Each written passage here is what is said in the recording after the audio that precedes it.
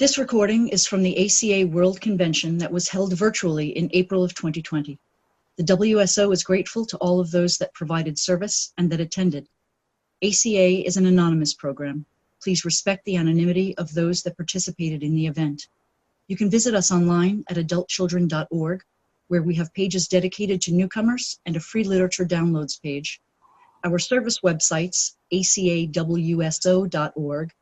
and acawsoec.org, have information about being of service, and literature and medallions are available for purchase, and the Seventh Tradition contributions can be made at shop.adultchildren.org.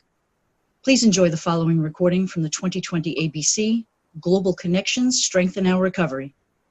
Good morning, good afternoon, and good evening, and a warm welcome to the global ACA community for the 5th Annual ACA World Convention, our first fully virtual convention. While this is a difficult time for us all, we see moments like this that bring us together, and for that we are grateful for our ACA recovery. We are doing 13 meetings over 26 hours for this convention themed Global Connections Strengthen Our Recovery.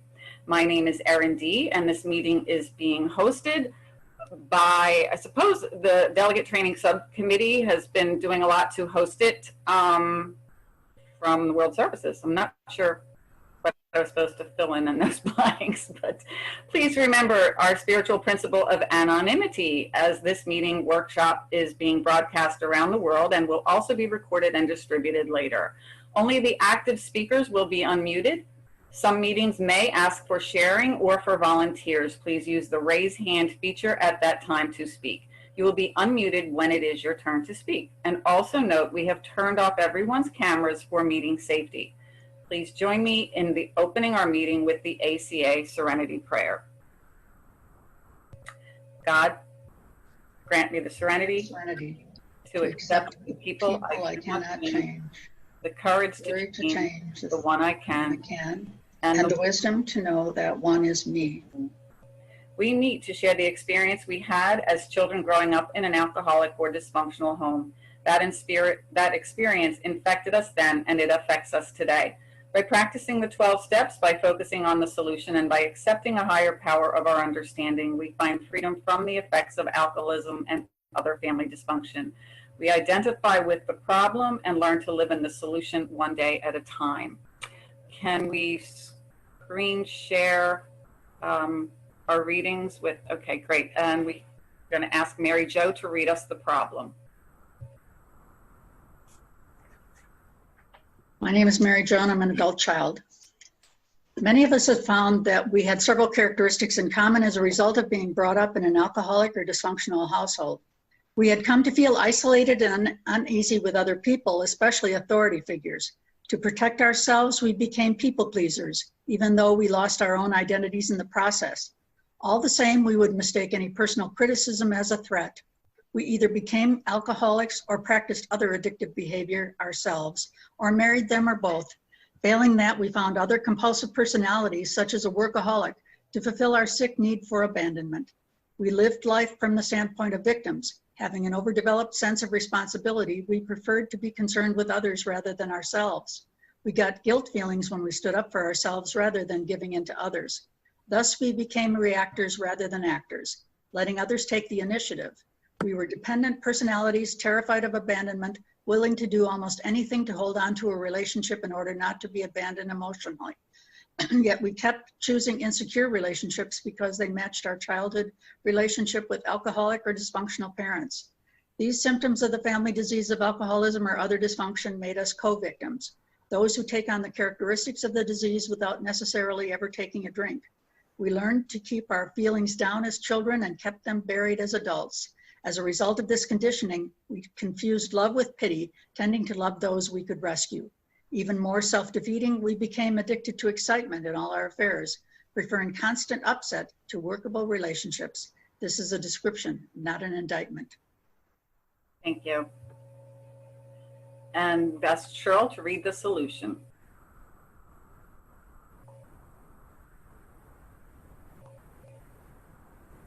The solution. The solution is to become your own loving parent. As ACA becomes a safe place for you, You will find freedom to express all the hurts and fears that you have kept inside and to free yourself from the shame and blame that are carryovers from the past. You will become an adult who is imprisoned no longer by childhood reactions.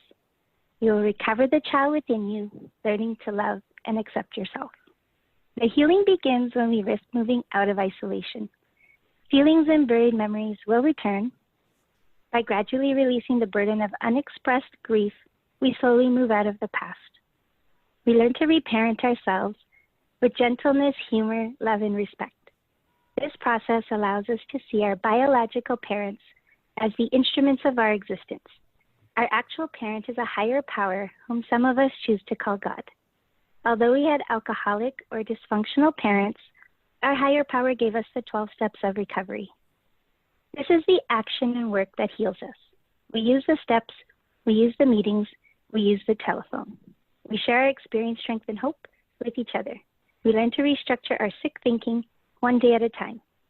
When we release our parents from the responsibility for our actions today, we become free to make healthful decisions as actors, not reactors. We progress from hurting to healing to helping. We awaken to a sense of wholeness we never knew was possible. By attending these meetings on a regular basis, you will come to see parental alcoholism or family dysfunction for what it is, a disease that infected you as a child and continues to affect you as an adult. You will learn to keep the focus on yourself in the here and now. You will take responsibility for your own life and supply your own parenting. You will not do this alone. Look around you and you will see others who know how you feel. We will love and encourage you no matter what. We ask you to accept us just as we accept you. This is a spiritual program based on action coming from love. We are sure that as the love grows inside you, you will see beautiful changes in all your relationships, especially with your higher power, yourself, and your parents. Thank you, Cheryl. And we have the 12 steps, which Josh will read for us. Hi, I'm Josh. I'm an adult child. And these are the steps. 1, we admitted we were powerless over alcoholism and that our lives, that is not the right step. But I'm going to just keep going. 2, we came to believe that a power greater than ourselves could restore us to sanity. 3, we made a decision to turn our will over to lives of the care of God as we understand God. 4, we made a searching and fearless moral inventory of ourselves. 5, admitted to God, to ourselves, and to another human being the exact nature of our wrongs. 6, we're entirely ready to have God remove all these defects of character. 7, humbly asked God to remove our shortcomings. 8, made a list of all persons we had harmed and became willing to make amends to them all. 9, made direct amends to such people wherever possible, except when to do so which injured them or others. 10, continued to take personal inventory and when we were wrong, promptly admitted it. 11, sought through prayer and meditation to improve our conscious contact with God as we understand God, praying only knowledge for God's will for us and the power to carry that out. And 12, having had a spiritual awakening as a result of these steps, we tried to carry this message to others who still suffer and to practice these principles in all our affairs. Good catch there, Josh.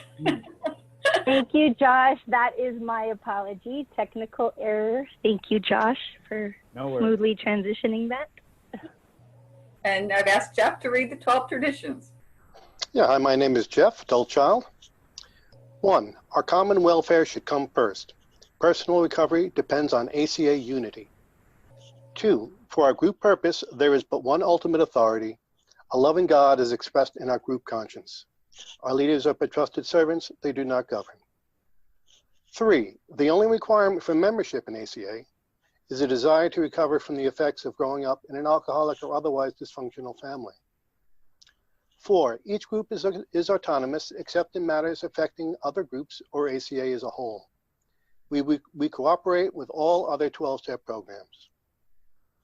5, each group has but one primary purpose, to carry its message to the adult child who still suffers. 6, an ACA group ought never endorse, finance, or lend the ACA name to any related facility or outside enterprise, lest problems of money, property, and prestige divert us from our primary purpose. 7, every ACA group ought to be fully self-supporting, declining outside contributions. 8, adult children of alcoholics should remain forever non-professional. but our service centers may employ special workers. 9, ACA as such ought never be organized, but we may create service boards or committees directly responsible to those they serve. 10, adult children of alcoholics has no opinion on outside issues. Hence, the ACA name ought never be drawn into public controversy. 11, our public relations policy is based on attraction rather than promotion. We maintain personal anonymity at the level of press, radio, TV, films, and other public media. 12, anonymity is the spiritual foundation of all our traditions, ever reminding us to place principles before personalities. Thank you, Jeff. You may have related to our readings even if there was no apparent alcoholism or addiction in your home. This is common because dysfunction can occur in a family without the presence of addiction. We welcome you. What you hear at this meeting should remain at the meeting. We do not talk about another person's story or experiences to other people. Please respect the anonymity of those who share with us today.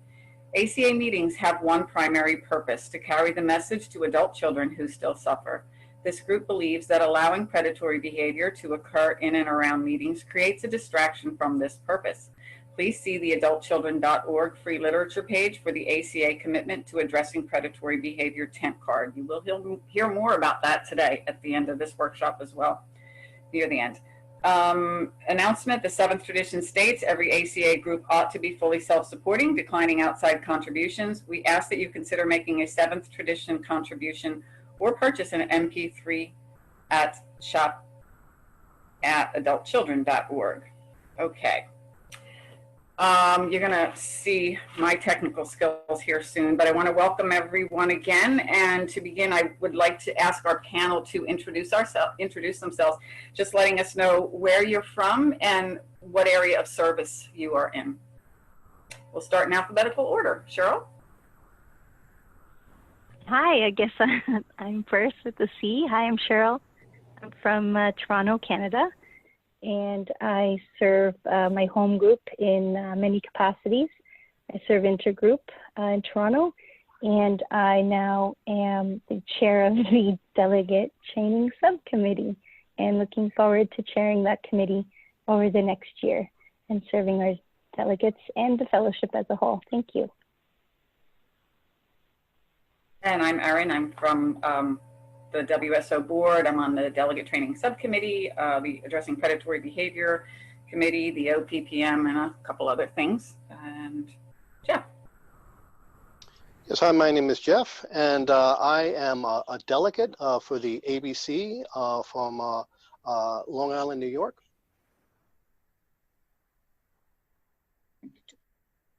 Thank you, Jeff. Is it me? Yep. Okay, I'm Josh. I'm from Washington, D.C. I'm here representing, or at the ABC, I was representing my intergroup. I also serve as Northeast Region Secretary, and at WSO, I'm on the OPPM and Regions Subcommittee, or OPPM Committee, and APB Working Group. Thank you. And Karen? Hi, everybody. My name is Karen. I'm calling in from Illinois. Just moved here 18 months ago from DC and still feel a lot of affinity for my DC home group. I'm part of the APB working group and involved in the concept study group, as well as in the spirituality and literature subcommittee. Mary Jo? Hi, I'm Mary Jo, and I am from Illinois. I serve on several committees. I'm chair of OPPM committee, and I'm on the ballot prep committee and the IT committee and delegate training, and just glad to be here today. And Mikkel? Hi, my name is Mikkel. I'm an adult child. I'm from Copenhagen, Denmark. I have served my intergroup as a delegate here, and that's my 5th APC. I've taken part in European service. I'm on a couple of the study groups too, the concept study group and the spiritual group, spiritual language in ACA. And I'm happy to be here. Thank you. Okay, thank you. Well, 90 minutes won't really allow us to cover all the traditions. We are going to look at some of the common scenarios and their possible applications, as well as focus on the spiritual principles for personal recovery, as well as in our relationships, in our meetings and our business meetings. I tend to like to title things with acronyms, and I'd like to title this HALT. As some of you have probably heard, HALT meaning hungry. Don't let yourself get too hungry, angry, lonely, or tired. For me today, it's don't let myself get too hungry, angry, lonely, or technical, or lost in technology. It terribly intimidates me. But we really like to call it humility, acceptance, love, and tolerance. So please do that while I figure out how to share my screen with this presentation.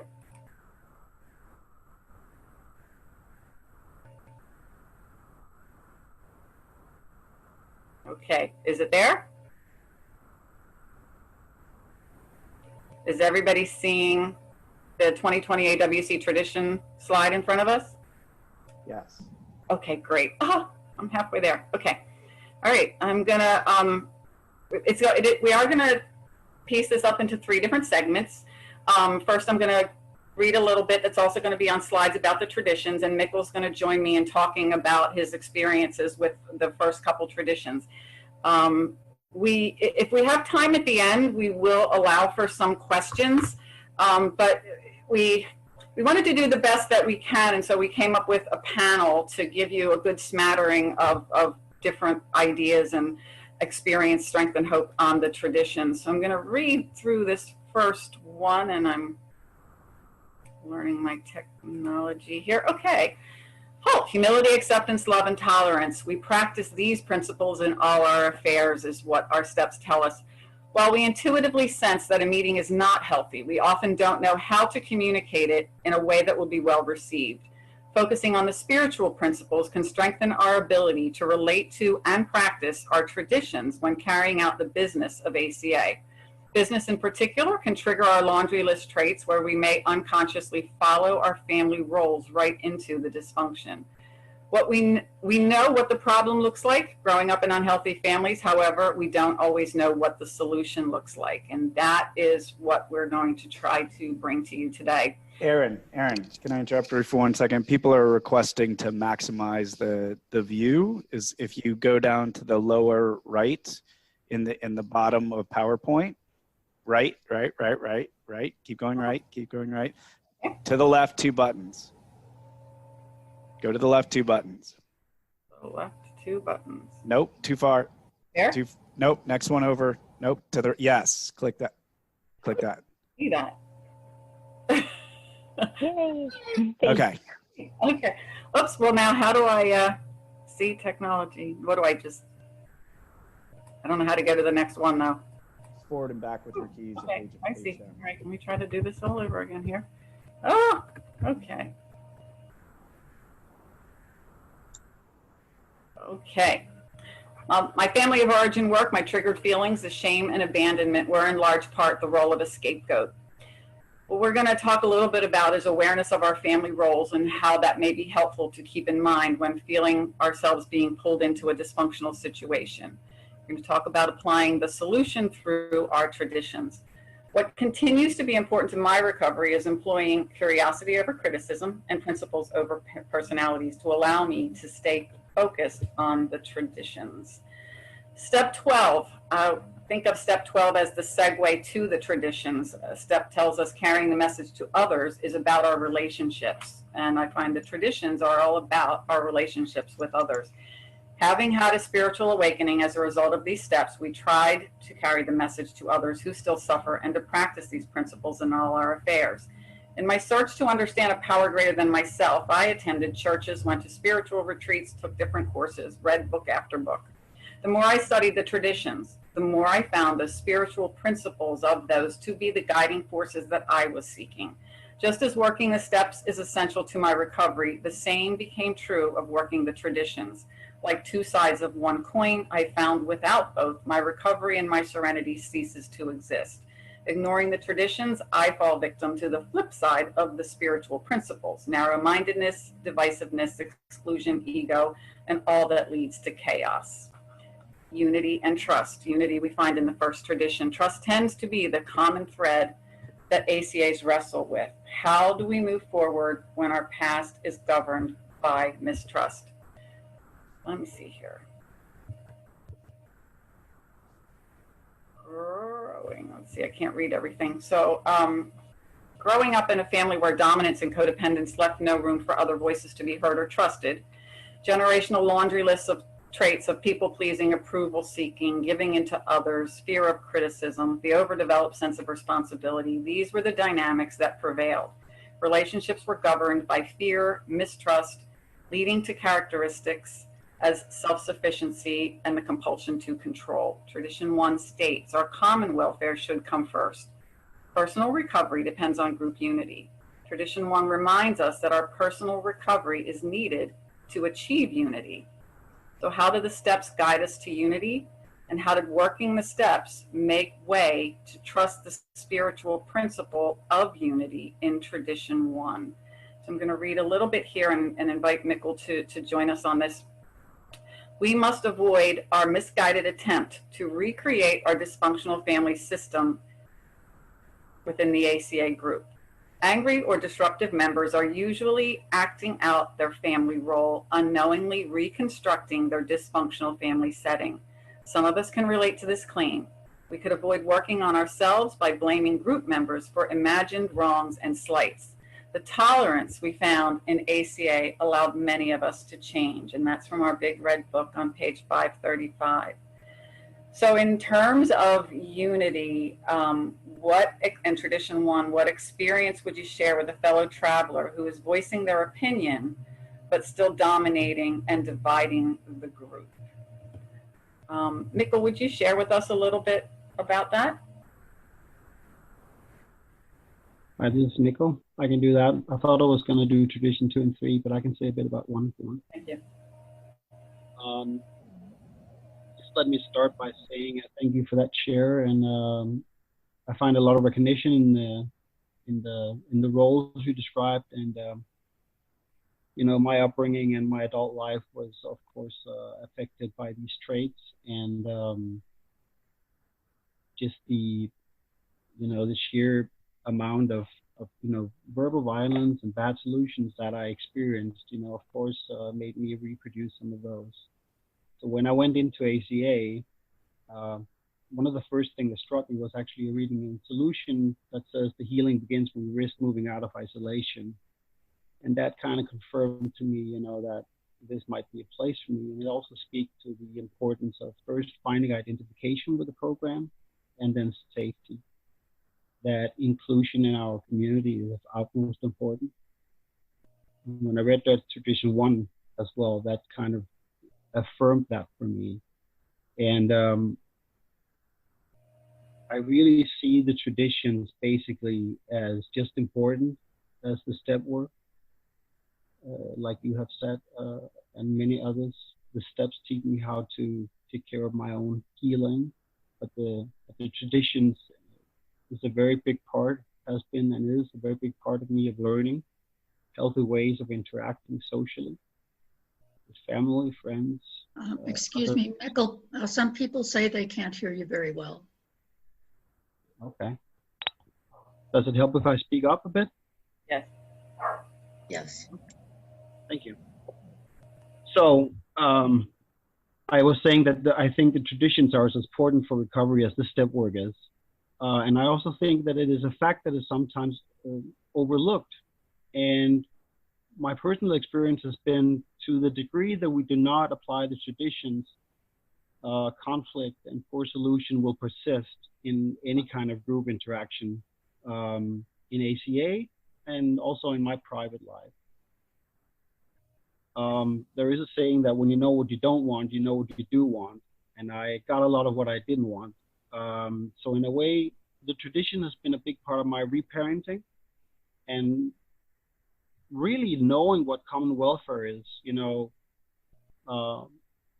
I think that a lot of my family has been living so much in survival traits that there was not a lot of room to have a lot of consideration for other people, or too much woundedness being triggered, so that imminence of neurological response to situations just came up and didn't leave a lot of space for holding space, compassion, inclusion of all the voices of the family, and later on in my life also other people for me, I practiced many poor solution and expected others to take it for wisdom. Definitely, I would admit that right away. I didn't know better. So now I try to question myself a little more, but it's like a balance act between acceptance and courage. So try to question myself a little more and then balance with confidence and answers and insights that gives me clear direction, but often without all the details, which can lead to different destinations. So I've tried to learn to follow that guidance, but also being able to adjust my sail. And that's not an easy job for an inner child, as long as you have a lot of fear and reactions going on. So we're going to move a little bit. Yes, I'll put up. So one thing okay. Sorry? Okay. I was just saying, one thing I learned from this about common welfare is, one way I found acceptance was the saying that goes, when a bump appears on the road, it might be my higher power trying to help me avoid an even bigger one. So if things don't go my way, they might actually in the long run go my way. So sometimes the answer is also to speak up and allow myself to be part of the group conscience, because I also have a contribution to make. That can trigger fear, but I learned over time to trust my own voice more. That too was a process. Thank you very much. Yeah, so I actually hear you moving into that second tradition, which we're titling here, the trust, the collective wisdom, and the minority opinion, tradition 2. For our group purposes, there is but one authority, a loving God, as expressed in our group conscience. Our leaders are but trusted servants. They do not govern. And this is from Bill W.'s Grapevine writings. The group conscience will, in the end, prove a far more infallible guide for the group affairs than the decision of any individual member, however good or wise he may be. This is a striking and almost unbelievable fact. The importance of participation is found in the second and third traditions. Every member matters. The collective wisdom depends upon the group's willingness to be non-judgmental, to come from love and acceptance of each other. Most of us grew up not being heard. Some of us were criticized or humiliated for speaking up. Those true voices are hidden behind shame and the fear of being ridiculed. We have arrived wounded and often burdened by stigma. Can we come to a collective wisdom when voices go unheard or discounted? The minority may wish to speak after a vote's been taken. The minority takes this opportunity to present new or different information that asks us to reconsider the prevailing vote. This calls on us to listen with a different set of ears. We listen again for the good of the group, committee, or fellowship. There's HALT, humility, acceptance, love, and tolerance. In this opportunity to invite a loving presence into our group, this is the opportunity to invite a loving presence into our group decisions. And so I'm thinking about, before I go to the next slide, that question in bold, can we come to a collective wisdom when voices go unheard or discounted? And so what I'd like to touch on now are these points. How do members feeling too stigmatized or judged to speak affect the group? What tradition does this speak to? What does it say about inclusivity and diversity of the group, of us? What issues are common to this? What about the minority opinion here? What does it mean when the minority opinion prevails after a vote? And is it okay if a group makes bad decisions? Mikkel, would you talk to us a little bit about that? I know you're on the spirituality and diversity groups that are on Slack too, and this was a little bit part of why I also chose to ask you to speak here. Yes, hi, this is Mikkel. Thank you very much for the good questions. Yeah, all these things mattered a whole lot to me, and matters a whole lot to me. Not just in meetings, but in all settings, in service structures as well, which is also a form of meeting. Thinking about this, I was reminded about a saying that I really, really like, which is, if you want to travel fast, go alone. If you want to travel far, go together. And that is really the essence of this for me. Okay, someone asked also, please talk a bit slower. I'll try. In general, I would just say, the way I use traditions is I use them as kind of meditations And I try to read them with the other traditions in mind, because in a way, to me, there is a sense of that they organically belong together. And, you know, more broadly, when you get into the literature, to read them in connection with the other literature. I think that people who feel stigmatized or judged to speak, the way they affect the group is often that the group conscience is actually missing out on people who might have the exact wisdom that the group needs. That's the way I see it. So when it speaks to group conscience, this really tells me that, well, it's a wide concept, you know, you can buy into it or not, but there is a suggestion for us to say there is a sort of consciousness present, which is bigger than mine. And the more I'm willing to listen to other perspectives, the more solutions I will get. You know, it's the same with the step work. You know, the more I step out of the narrow sort of, the tools that I got, which have obviously brought me into trouble, the more I'm willing to try out other ways in life, there is the risk, quote unquote, that my life will improve. I also think that meetings with strong use of traditions and service, it's my experience, they usually last longer. Giving service to me is not to force myself down people's throat, but serving with humbleness. And that humbleness for me grew out of a, you know, growing understanding little by little that, you know, there are many forms of intelligence. I have a strong intellect. I'm well educated. But emotionally, my intelligence was not anywhere near what I would like to in my life. I could see that because I was very, very unhappy, scattered when I got to the ACA program. So I have tried practice, you know, to open up to perspectives from people to show me exactly all that life entails. And I think that's what, in my opinion, that is what we're here to do, you know, to recognize that maybe it is even so that if we do not encourage everyone to speak up and bring on their perspective, we will not have all the solutions. We'll be mired in trouble. But the more we allow different opinions, you know, an openness to process, the bigger the chance is that a new idea will pop up, you know? It's like bringing energy into it, and certainly that mix of sharings give rise to good solutions. The same way I feel when I go to meetings, and sometimes I have an issue, sometimes I don't even share, I just sit there and hear people talk, and some way magically for me, it always works out that, you know, the topic will match my current state of the day. I don't know how it works, but that's how it works for me.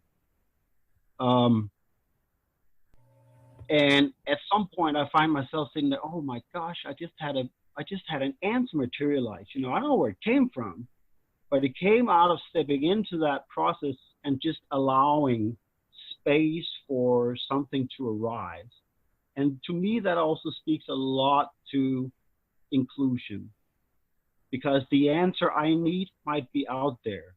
And the traditions to me tell me, it encourages me to bring that into my sort of, you know, perspective of what I can actually hear. Now, there are a couple of concerns with traditions too. I'll shortly bring them out. It mentions God. God is a contested concept. So if there's anyone sitting here, maybe a newcomer, so people who haven't been in ACA for a long time, I would just say, there's a great chapter in the Bitrate book about ACA being a spiritual, not a religious program. And there are several passages that talks about how everyone is welcome in ACA. And I really want to bring that point out there because there's a lot of God people in the program. I'm probably one too. But speaking of inclusion, I think it's really, really important to emphasize that again and again. You know, God can mean anything. It's, for me, what it does is that it basically asks me to treat each other as equal, and then to try to accept into my life a wider perspective.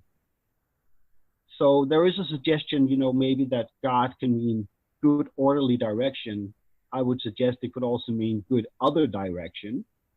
And a loving good other direction than the one I had before is, again, to me, opening up to a consciousness, a process, whatever you call it.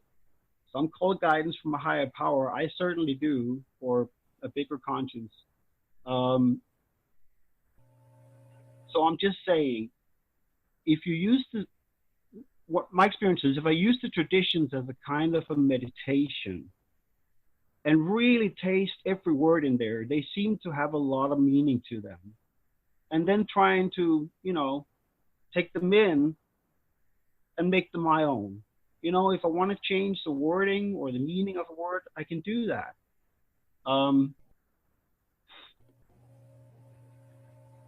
The inclusive nature of the last sentence about our leaders, for me, is also a direct antidote to structures of power that many people tend to grasp around, that feeds off control, insecurity, and power abuse.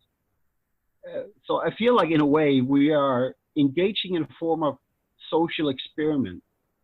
Obviously, there's so much going on and around us, and probably in most of our families. And I think, you know, we're simply being asked to treat each other as equals.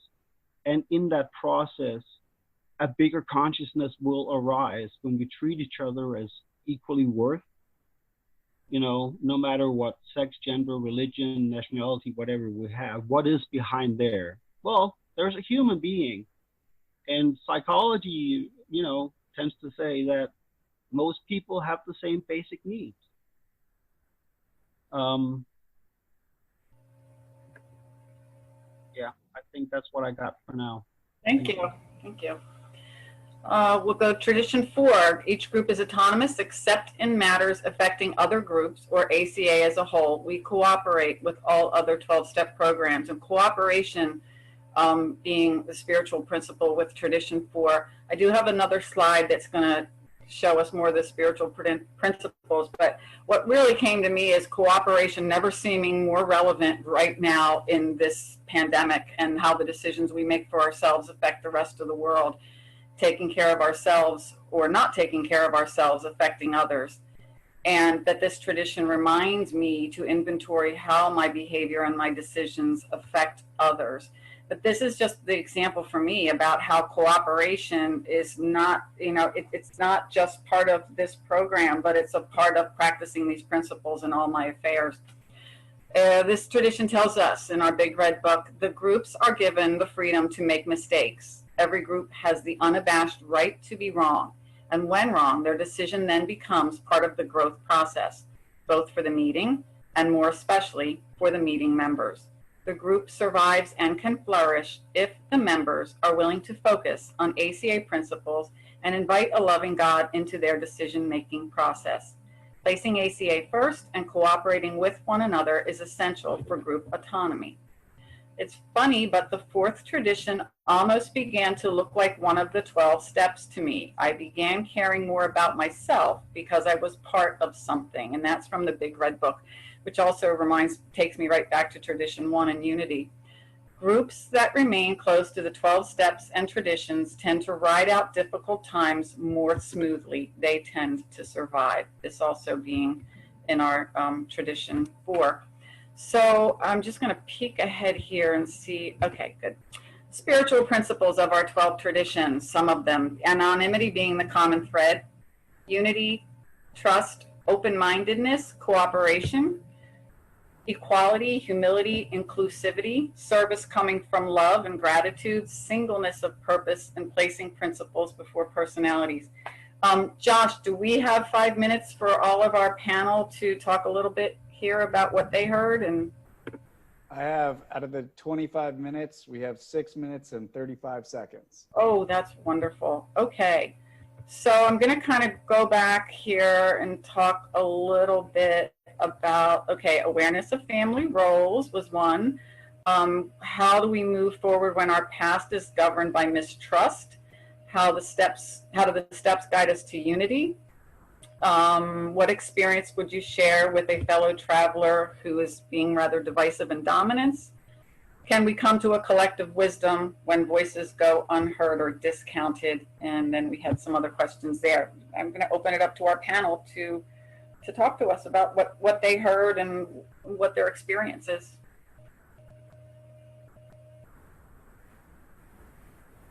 Aaron, are you wanting participants to raise their hands, or are you No, talking? this is from our panel. Yeah, Thank you. Joe and Cheryl and Jeff and Josh, Karen.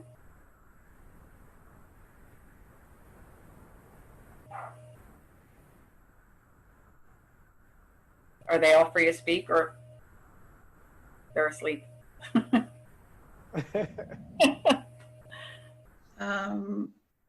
I can speak to family roles from that first slide. This is Mary Jo. I grew up the oldest of 6 and was the over-responsible adult oldest child. And I took that into many of the things that I did in my life. I also learned, though, a great deal of hypervigilance and just sort of reading the room all the time.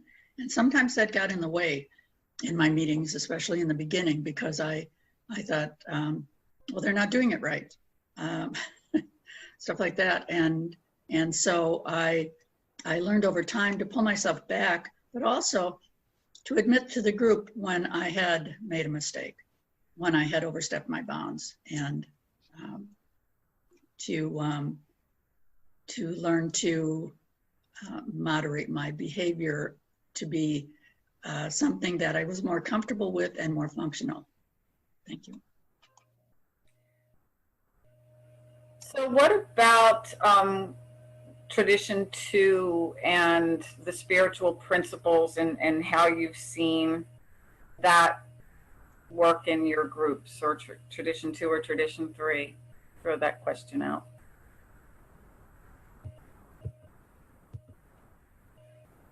Tradition 2. Karen?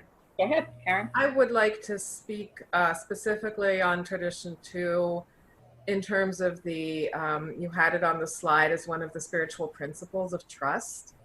And the last sentence of tradition 2 really speaks to me in that respect, distinguishing trusted servants from governance. We are but trusted servants. Our leaders are but trusted servants. They do not govern. And for me as an adult child, I have to say trust comes very hard. And I oftentimes confuse trust and control. And that's, I think, where the distinction between trust and governance comes up. And so when I was new in recovery, I stepped into service roles very quickly because I was in a meeting that was not very well structured. And by assuming the chair role in this particular meeting and a sister meeting of that meeting, I was able to control the flow of the meeting and make sure that it was safe for me. And that is something I still grapple with to this day, even years into recovery. And sort of this idea that, and then the other side of that is that then the people in the meeting came to trust me and came to sort of give me control over the meeting. But what I had to learn is sort of replacing the need to control the outcome of the meeting, replacing the need to control the flow of the meeting with trust in the group, trust in the process of the group finding its own way, trust in the process of the group learning and practicing the traditions. And that's been my growth experience as I've been working with the traditions in my own recovery journey. Thank you. 1 minute, 30 seconds.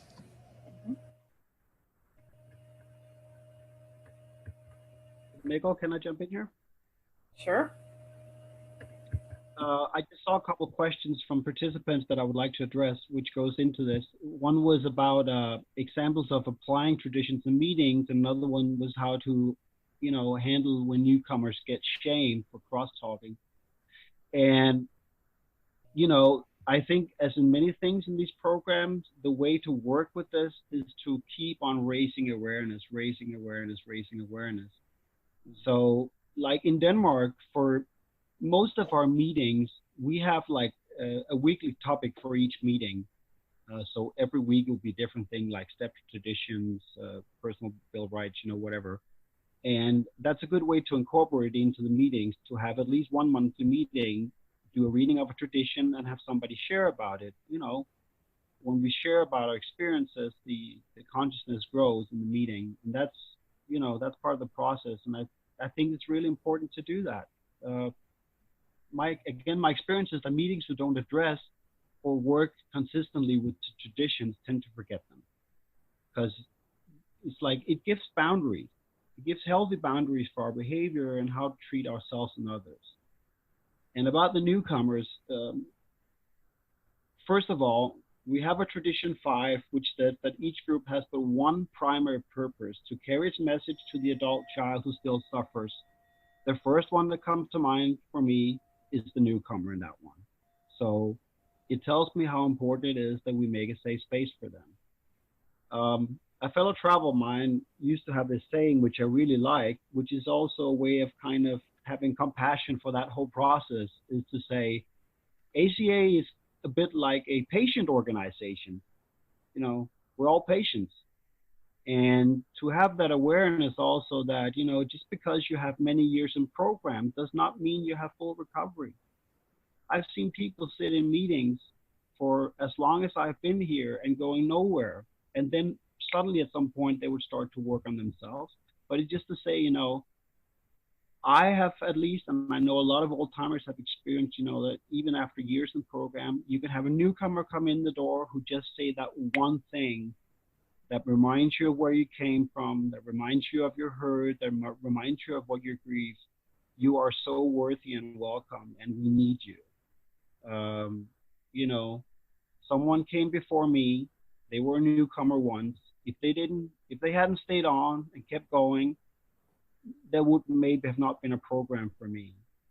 And again, I think just raising that awareness again and again, to share it at meetings, share it with sponsors, share it with fellow travelers, to talk tolerance. And, about the crosstalk, there is one simple thing you can do, which is, as part of the readings, to have a crosstalk, the crosstalk rules from the book read out loud. Because the newcomers, how could they understand this? If you're a newcomer, you don't know how this works.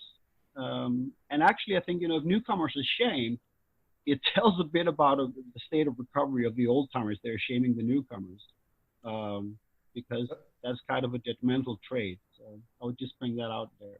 Thank you. I think that's the end of the 20 time. Yes. Okay. So we're going to go into our next. We're going to go into our next part of this, which is you're going to be hearing a dysfunctional, or wait, are we going to hear a functional meeting skit right now? But there may be parts of it that sound dysfunctional, so we just want you to be aware. So Jim has this recording. The voices you are hearing are not our real selves. So just a disclaimer for us. But Jeff, Mary Jo Sherrill, and I kind of worked up this skit to use it as a teaching tool. So Jim, whenever you're ready to play the first skit from Mary Jo.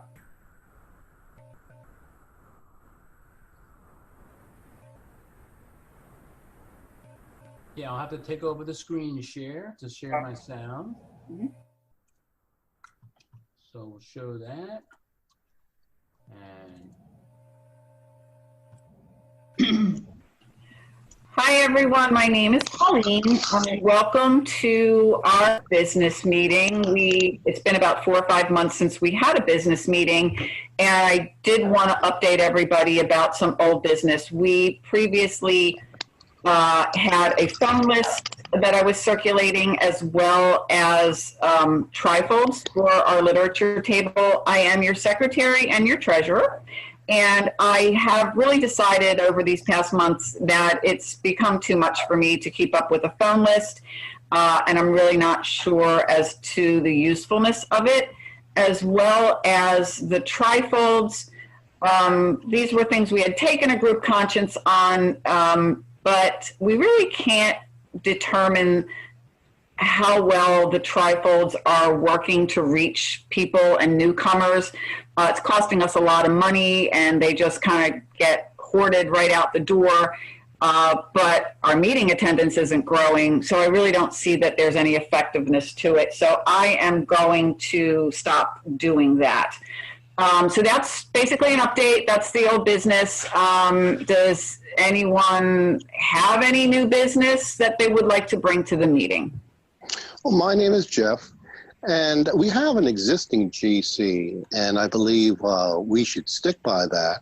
And if there are any sort of new points, new proposals that we need to discuss, I think we should bring those to the meeting here. I agree with John. We do have a group conscience to use our contact list and have trifolds. If you'd like to put a motion forward, Pauline, we can. I mean, I'm not sure how to address that, but a decision has been made. And if you want to change it, I think it needs to be a group decision to do so. Well, how is it going to be a group decision when, I'm the one running this? I'm the one wearing all the hats of the secretary and the treasurer. So it's really my decision. And I agree. I mean, Pauline, this is Patience. Pauline is the one doing all the work, and if she doesn't have the time to do this or doesn't feel that it's appropriate right now, I think we should give her that leeway. Well, this is John. I respect that, and I understand there's a lot of effort been put in, but this is a group effort, and it should be a group decision. And Pauline, it's Jane here, and I think if I'm hearing you need some help, so maybe I could make an announcement at the next meeting that we need some service at the secretary and treasurer and literature roles, and see if anyone steps up. I'm willing to step up into some service as well if you need help. I just didn't know you were burdened, so I'm willing to step up and help you. Well, I do need help. I do need help, and I feel like I'm the only one doing it. This is Patience. I have to, agree with John and Jane that we need to help you, Pauline.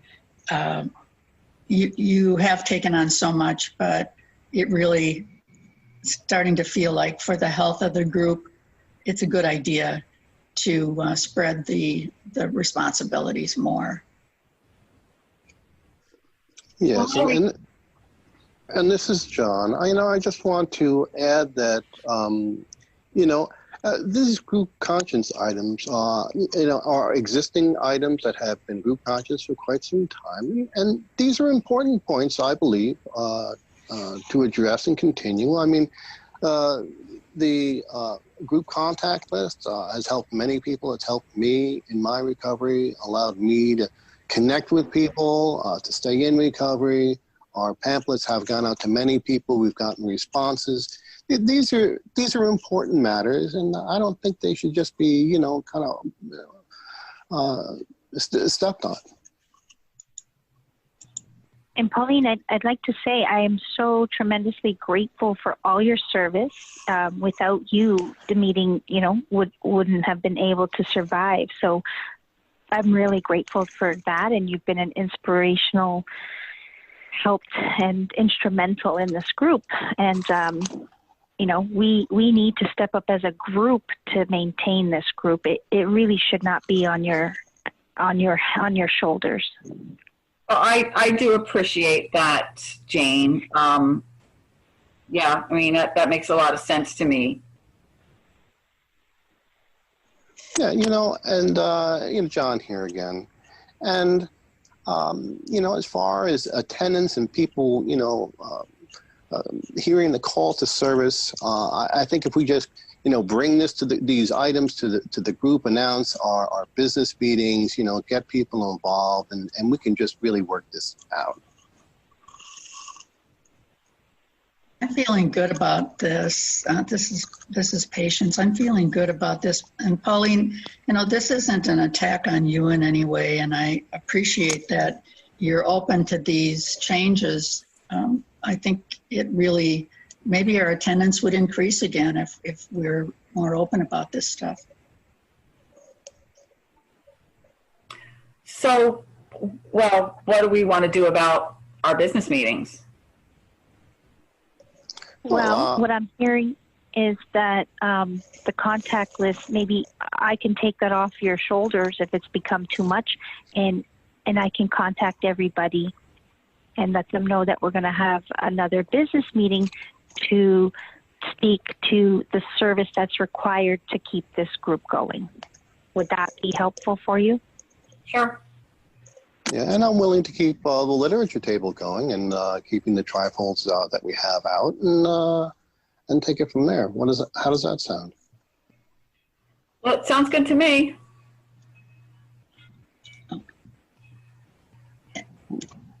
Well, okay, and this is patience. I'm willing to be the treasurer if the group would like me to do that. I'm not really very good with money, but I can still try. Wow, it's a lot for me. I feel like I've just kind of been stripped from a lot of my service, but I guess if it's appreciated, I'm willing to look at that and give that up. So I'm okay with that. Well, it's sounding to me like we have a plan, and we can move together as a group, and this is very encouraging to me. I make a motion that we end the meeting. I second that. All in favor? Aye. Aye. Aye. Okay, thanks everyone. Oops, now I have to go back to that PowerPoint. And, okay. So I'm gonna just kind of capture again. Oops, I can't move. Just not ready to move yet? Okay. So we have some things that I'm just going to remind everybody about happened in here, and then we're going to talk about the traditions related to it. So a dominant personality has taken on 2, even 3 service roles, group secretary and treasurer. There is no literature role, so this secretary takes on that additionally. She's taking control of the phone list, the trifold table, making her own decisions on the spending of group funds. She's going against what the group conscience has decided. She doesn't include other members or ask for help. Claims the current members are newcomers, so they're not able to say or have any input because they don't know how things work. She's gone against the previous group conscience, decided the funds are dwindling and isn't going to pay for trifolds. She says you can't measure if the trifolds or the phone list are really making any difference. The person speaks to being an old timer, this Pauline, that she's more experienced and diminishes everyone with less time, even though they are more aware of the principles of the traditions. She cuts off members, refers to the meeting as her meeting. And if you'll notice, they talk about the meeting going down from 20 to 5 members. And then we have the 4th person who comes in and says, you need to leave her alone. She's been instrumental in keeping this going. We need to be praising her. So a lot of dysfunctional stuff going on in there. Even when at the end, Pauline kind of says, yeah, I'm willing to give up those things. We probably know of scenarios where the person gives lip service to that they're going to step down, but then they don't really step down. And that just might be where Pauline is headed with this. Let's see. So, getting ahead of myself. How the traditions play. Oops, wrong skit. Wrong place. Here we go. Tradition 1, common welfare should come first. Personal recovery depends on unity. Tradition 2, our group purposes, there's one authority. we hear one authority going on there. The requirement for members, tradition 5, the primary purpose, and anonymity, placing principles before personalities. I think we heard a lot of that, trying to play that out, but how could we have done that better? So let's open it up to those in this skit to talk about our experience with this and how we were doing with the skit and what we were trying to bring across.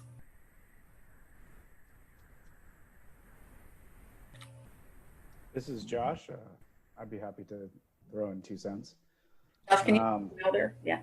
In my experience, you know, I've occasionally run across these kind of dominant or even say domineering personalities. And what's interesting, I find actually kind of a fascinating thing, is there's what the domineering personality does, but then at least half the story, if not more, is how everybody else responds to that. Do they just give that domineering person what they're essentially demanding? Or are some sort of boundaries or questioning or some sort of accountability brought into the picture? And I saw some of that happening in this skit, where although there may have been sort of a play to take things in one direction, the group actually said, well, let's talk about this, and sort of diverted that flow, so to speak. So I thought that was interesting. Thanks.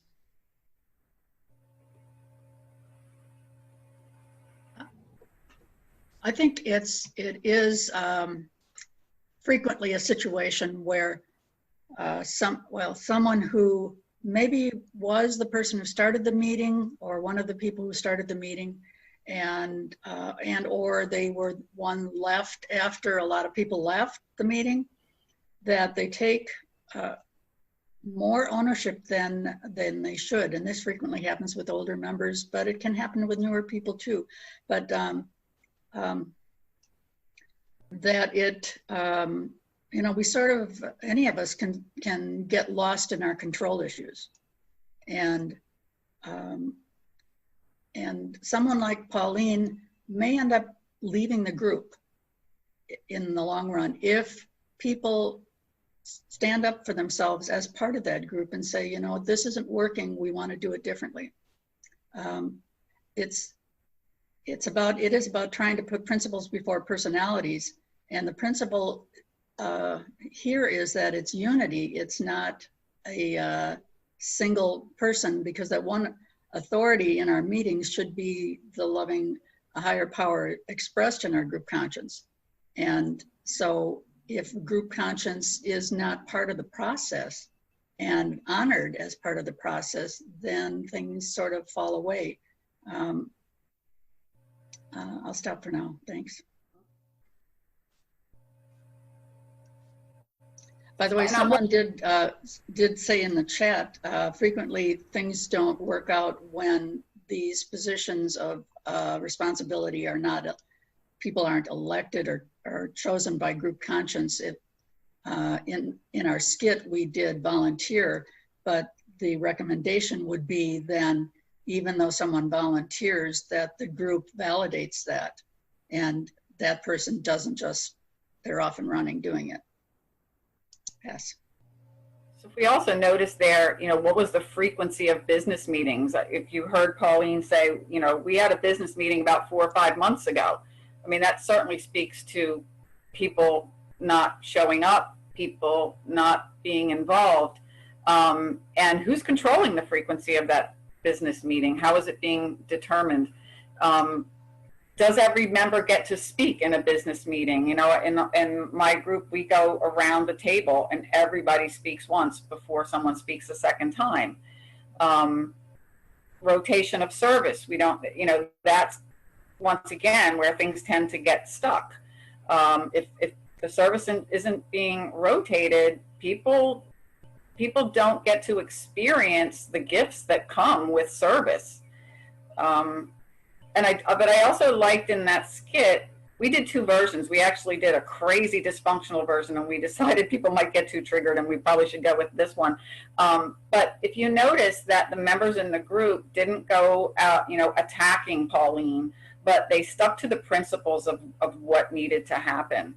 And what if the member continues to dominate the meeting despite agreeing to cooperate? What do we do then? And it talks in our big red book about, two or more people sitting down with the person, but coming from the approach of love, service coming from love to talk to that person.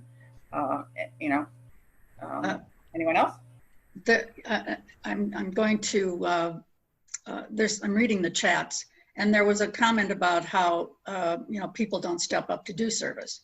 So a lot of meetings have the problem where, okay, we need people to fill these roles and no one else besides maybe one or possibly two people are doing it. So what do we do then? My philosophy, and I'd like to hear what anybody else on the panel feels, is that if we're in a situation where it's all on one person's shoulders and after a certain period of time, that continues to be the case, then maybe this meeting isn't healthy enough to keep going. So I'll pass with that. This is Karen. I would like to weigh in on that question. Mm-hmm. From my personal experience, and I came into the program knowing or having an idea even before doing inventory work that hyper responsibility was an issue for me, and that whenever I joined a group, I kind of found myself doing service very quickly, whatever the group was. And so one thing I noticed in some meetings that I was attending was that they had term lengths, and other meetings I was attending, especially like the unstructured meetings I was mentioning before, did not have defined term lengths. And so what I learned to do and continue to do is give myself a term length for any role of service that I take on. And then when the end of that term arrives, I am committed. I have the commitment to myself to step down. And there have been situations where stepping down has been really hard because my hyper responsible inner child was crazily imagining that this group, whatever it was, would fall apart if I did not continue doing what I was doing. And so that's my personal recovery challenge, to really trust in the group and to let go of the process and let the group work out its own solution to the vacuum in a certain service position. That's not my job. I step down, I've done my service, I'm stepping down, and then the group picks it up from there. But that's very hard to do. That takes a lot of trust. Thank you. This is Josh. Can I jump in? Please. I would say, in terms of a lot of this stuff I've come to see, I mean, there's a lot of variation and different things do. Different groups do different things in different ways, and group autonomy, and as long as you stick to the 12 traditions, all of that is true.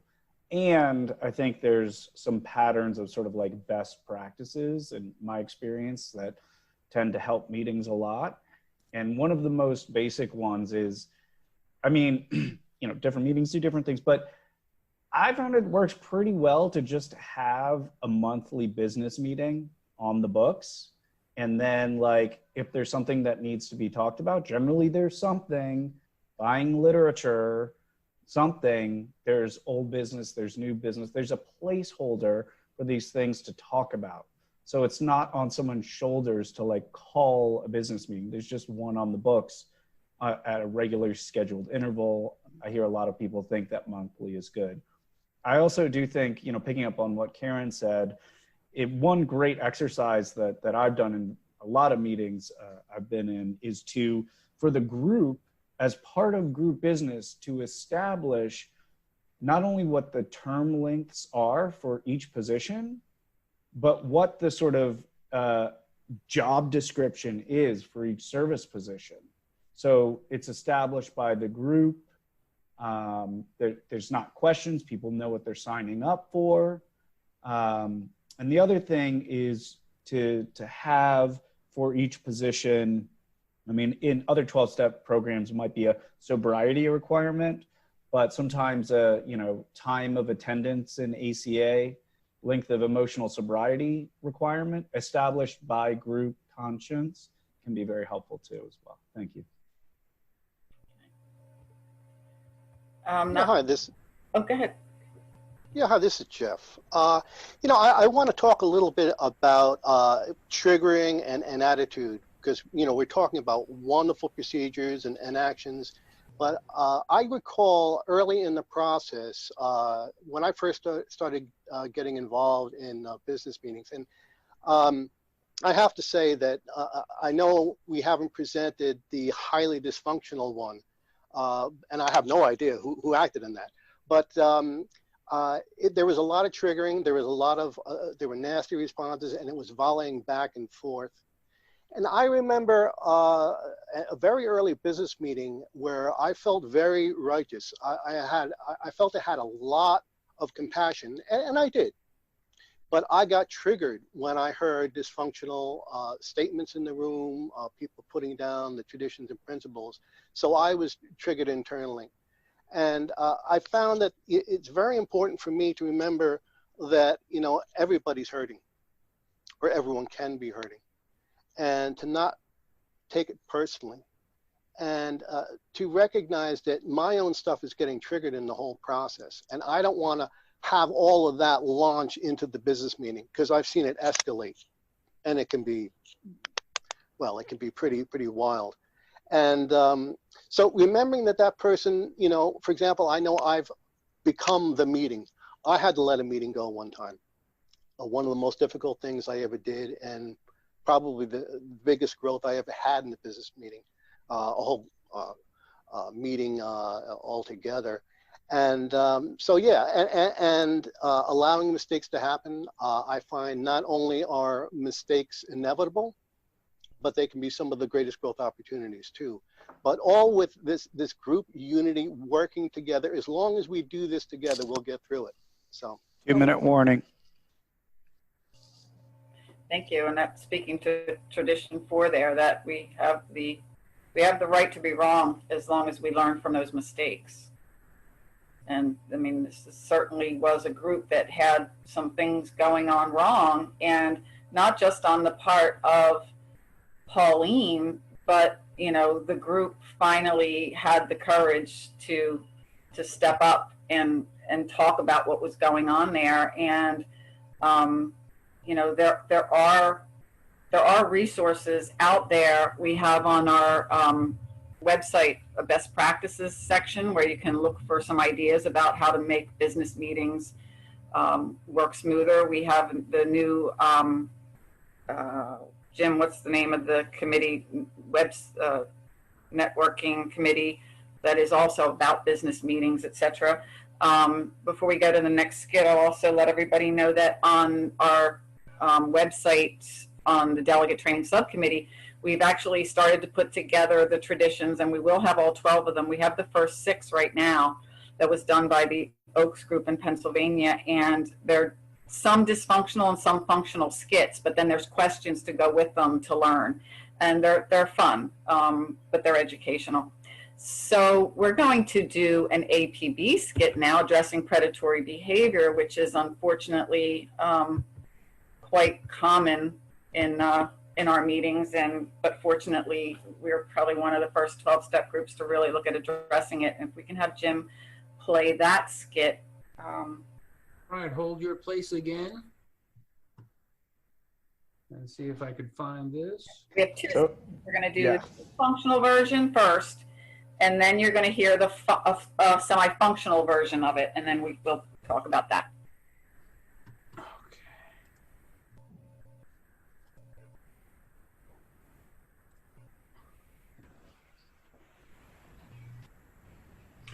Hi, everyone. We're continuing on with our business meeting for this month. Jane is a newcomer, and Jane did want to bring up something that she was experiencing at the meeting. Jane? Hi, Kim. Thank you so much for giving me a chance to speak. Hi, everybody. My name is Jane, and an adult child. And you guys know that I haven't been coming to meetings very long. This is all so new, and it's just even in these few weeks and couple of months that I've been coming, it's changed my perspective on so many things. It's just amazing, and I'm so eager to learn more about it.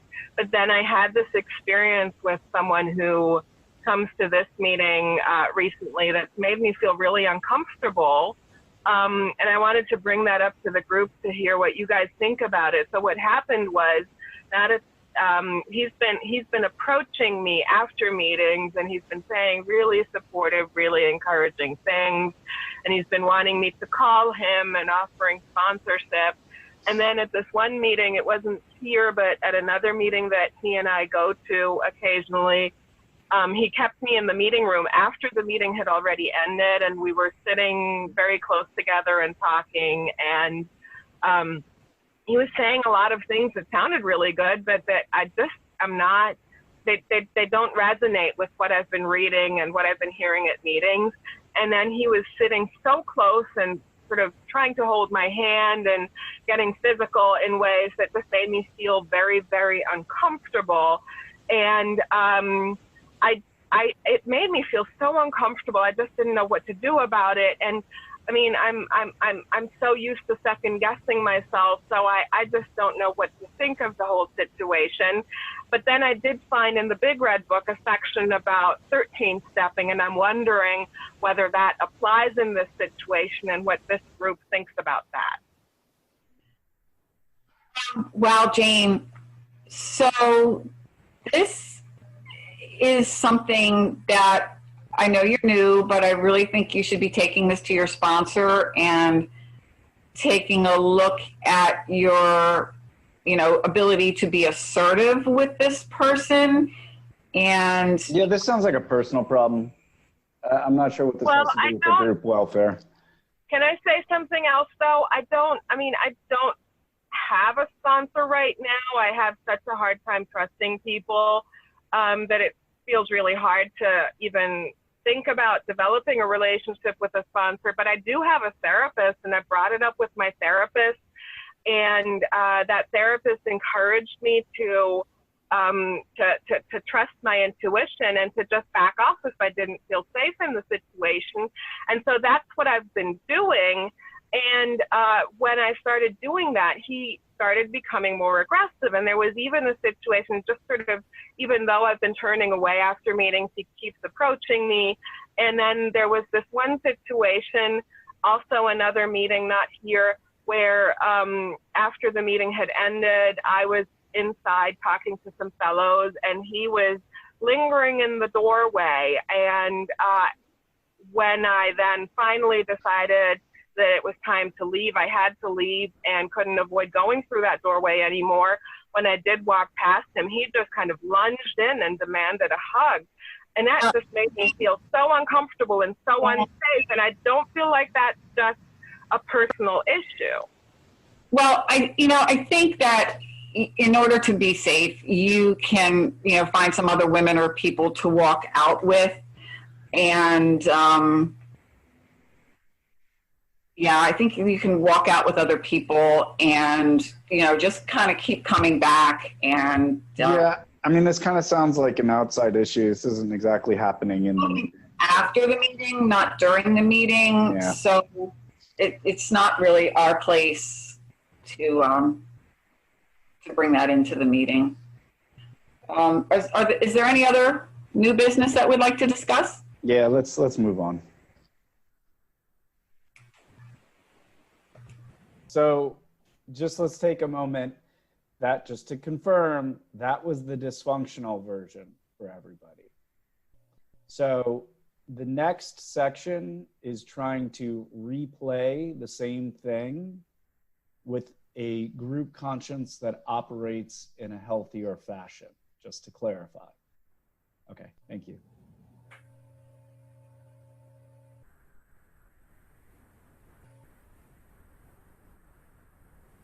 Jim, if you could press play.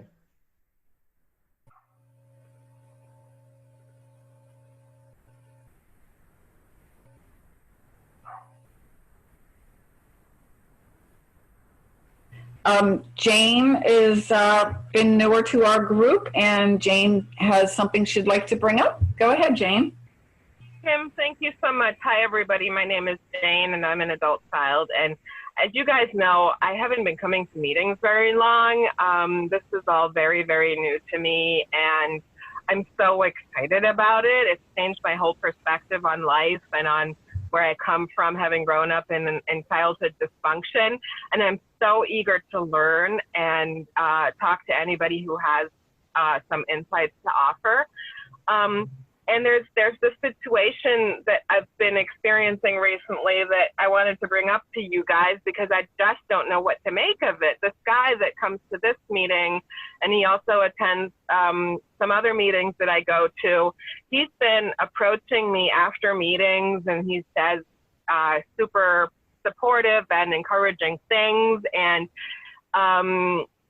seems eager to offer more support, has been asking me to call him and offering sponsorship.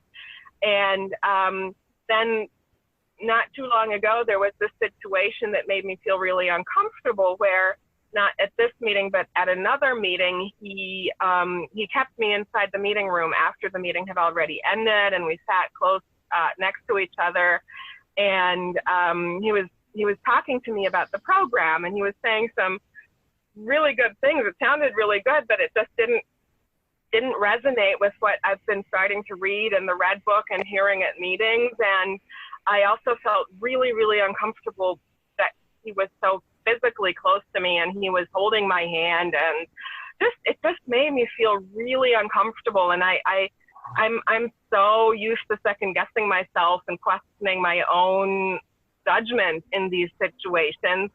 So I was just sort of trying to work through that, but then I came across the Big Red Book, and there's a section in there about 13th stepping, and I felt like maybe that was a situation where that term applies, and so I just wanted to bring it up with you guys and hear what you guys have to say. Sure. Thanks, Jane. You know, this is really sounding very familiar to me. I'm aware of this same sort of behavior happening in some other meetings, and I'm concerned about the safety, particularly of newcomers. I'm wondering if you would be willing to identify who this person is. We are a program of attraction, not promotion. We don't solicit people. Well, it also sounds a little borderline on crossing some boundaries there. Well, I have to say I have once I realized how uncomfortable it made me feel, I started paying closer attention to what he does to others with other people. And I've seen him do sort of the same kind of behavior with other, especially sort of newer women in the program. And so, yeah, I mean, as much as I have learned, like I talked to my therapist about this, and my therapist was supportive, encouraged me to pay attention to my intuition and have boundaries and all of that. But I kind of feel more comfortable with having boundaries, but seeing him do this to others really has me concerned. But then as far as naming him, I'm just not sure I'm comfortable with that. We talk about this being an anonymous program and how anonymity is the spiritual foundation of everything we do. And so I don't know, is that the right thing to do? Well, I mean, for me, I mean, hearing that you've seen this same person do similar things to other people, and I certainly have heard stories from other, in this case, women in our meeting who have had similar concerns. I certainly am concerned for the benefit of the meeting. If this is the same person doing that, this could be like a repeat offender kind of situation. And I personally feel like it would be important to understand if this is the same person. And I don't see how to do that other than naming names. And my sense of the tradition of anonymity is that it actually doesn't really apply to this kind of situation. That's a different thing. We don't use anonymity as a way to cover up other people's bad behavior, especially in the meeting or around the meeting.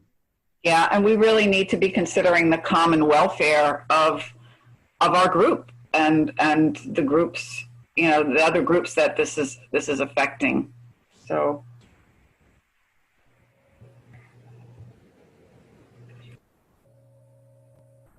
Okay, that's the end of that skit. Okay, so we hear a lot of traditions going on there that need some help to support this. And I know this is a big topic, and I can see from the chat, I've seen a couple things that, like one of the comments of having heard this and kind of hearing this experience, they probably would have voted differently at the ABC last year. But let's open that up. I mean, there were a lot of things in there. One of the things was in the dysfunctional version, the chairperson saying, well, you know, you should just walk out with some of the other women. There were a lot of things thrown at this person that were kind of blaming the victim scenario. You just need to learn to be more assertive. And then the guys offering to be her sponsor, you know, soliciting basically. So if we take a look at the traditions in that, and anonymity, which certainly becomes a big one in this case, where we've asked this person if they're be willing to name the name. And that becomes a really big question. I know when we were working on the Addressing Predatory Behavior group, that was something that we heard a lot. Karen, Josh, can you speak to that? Karen, you want to go first? Yeah, I can weigh in on that. I will pause a moment before I jump to the anonymity question. I want to also sort of discuss about the outside issues and the anonymity question. I think one of the things that we heard working in the Addressing Predatory Behavior group is that sometimes when people are bringing up like the question, but issues like the one that was brought up here, traditions are brought forward as a defense against dealing with an issue. And one of them really is the idea that what happens right after the meeting closes is not part of what's going on in the meeting. So it can be pushed off as an outside issue. But if it affects how people feel in the meeting because they're concerned about interactions that may be going on before or right after the meeting, then it does have an impact on the fellowship as a whole. And that way it becomes part of tradition one, our common welfare should come first. If it scares away newcomers, it's also threatening the purpose of our fellowship, because our fellowship is for the purpose of carrying the message to those who are still suffering, who are new to recovery. And so those are things that we need to address. Another sort of similar behavior that was brought up is people using meeting phone lists for the purpose of soliciting dating encounters rather than for the purpose of recovery. And that is also not an outside issue because it's generated from the meeting phone list. So meetings need to be really clear about how the phone list should be used. And then the question of anonymity is one where I personally feel it is very much up to the individual who is speaking up. There can be benefits in identifying the person who is acting in problematic ways, because then that person can be addressed, sort of like the two members speak to that person and ask them to reconsider their behavior. And maybe if they're not willing to reconsider their behavior, they might choose to stay away from this meeting until they've found a different approach because their behavior isn't welcome. Stuff like that becomes possible when we do make the decision to identify the person by name, and anonymity does not shield people who are behaving badly from being identified. However, I think an individual who's bringing an issue like this up to the group may not feel comfortable for reasons that are outside of the tradition, that may be related to personal experiences, may not feel comfortable calling out the person by name. And so I think the group would have to, would be called on to respect that choice, that individual choice. I feel very strongly that that should be a choice people get to make when they decide to bring this up to the group. Thank you. Yeah, this is Josh. I took some notes on this, and because I think through these skits and the contrast between them, we're trying to tease apart some themes that we've seen recur in conversations around how meetings do or do not deal with predatory behavior. And one of the first things that we talked about as the Addressing Predatory Behavior Working Group is that sometimes what happens is you have someone who brings a concern. Like, first of all, sometimes people don't even know what to do with an issue. And one of the first things we landed on is one of the best things you can do is bring it to the group conscience. So in both of the versions of this skit we did, the person affected attempted to do that. In the first sort of not great version, there was, we were trying to show what happens sometimes, which we've heard and we've seen in meetings, which is essentially one or more people in the business meeting essentially don't want to deal with it. And they try to find some way to make it outside the bounds of group business. And so that's one theme. But again, our recommendation is that, I'll speak for myself. My personal recommendation is that surfacing these issues is a great, important first step. The other thing is that, in terms of like teasing apart the anonymity issue a little bit more, I know we touched on that a bit, but I've seen this happen where somebody brings something up and somebody objects in a business meeting and goes, "Oh, anonymity, we can't talk about that." And we sort of dug into that. And I personally did some research across different 12-step fellowships. And essentially the consensus across different fellowships was that's a misinterpretation of the principle of anonymity. The Tradition 12 is about like, well, I think I've heard it interpreted as like, it's not, I don't out somebody in terms of their identification in a program outside of that. Like, I'm not like, "Hey, Joe, my buddy, the alcoholic or adult child." That would be a violation of anonymity.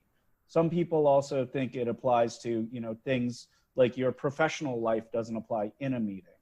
But I think it is not, I will state my personal opinion, I do not think it is a legitimate interpretation of Tradition 12 to say, oh, somebody may be doing these things, but we can't name them in a meeting.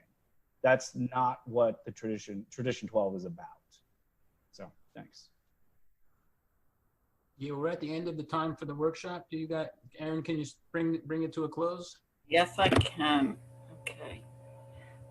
So, sorry here. We do have, right, I'm having trouble here getting my screen to move again.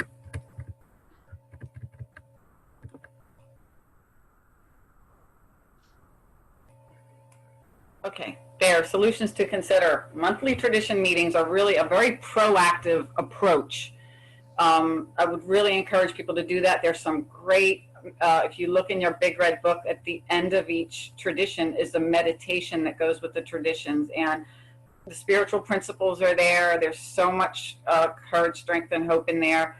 Doing regular group inventories, having safety statements for your business meetings that can just be read when people are feeling triggered. Stop, say the Serenity Prayer.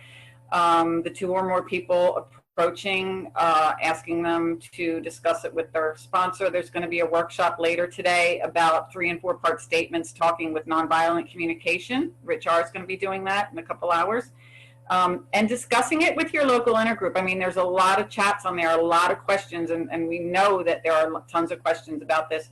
And that is something that you can talk with your intergroup about and they may be able to help you provide resources, because there's a lot of meetings that go there and they all talk about these things. Our website with best practices, and sometimes the healthy thing is to leave the meeting. So I also want to say you can still email the Addressing Predatory Behavior at apb@acawso.org. The Delegate Training Subcommittee, DTSC, at acawso.org. And remember the traditions skits that are still being worked on, but the first 6 are up there on that webpage for delegate training. Lots of resources out there, just scouring through the website. And I want to thank all of our participants, our panelists. I'm going to close the meeting here at 5:35. Hold on, let's see. And reminding everyone, our 7th tradition states that every ACA group ought to be fully self-supporting, declining outside contributions. We ask that you consider making a 7th tradition contribution or purchase an MP3 at the shop at adultchildren.org. And we've asked the promises. Can you put the promises up? Karen, can you stop sharing? Please? And Karen will read the promises, if I can.